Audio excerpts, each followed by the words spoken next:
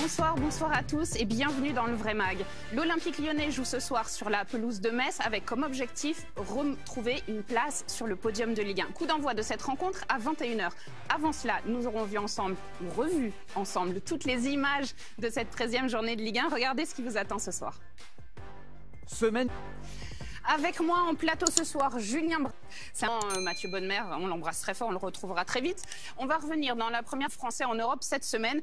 Mais tout de suite, petit détour par la chaleur lorraine. Smaïl Bouabdella et Benoît Chéroux nous attendent à Metz. L'Olympique Lyonnais, messieurs, peut s'emparer ce soir de la 3e place. Bonsoir, je trouve d'y être. On va parler également. Vous le savez, cette semaine en Ligue 1, l'information, c'est quelque chose que vous avez...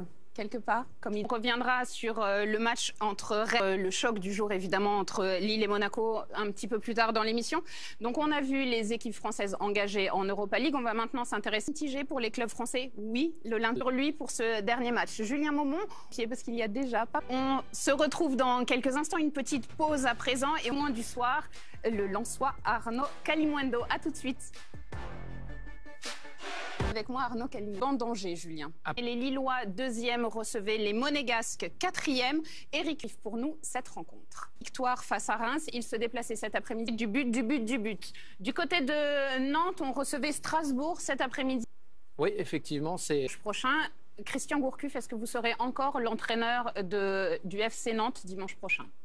On va voir les compositions d'équipe de Metz-Lyon. Je vous rappelle, coup d'envoi à 21h. Ce sera dans quelques instants pour les compos d'équipe. Mais tout de suite...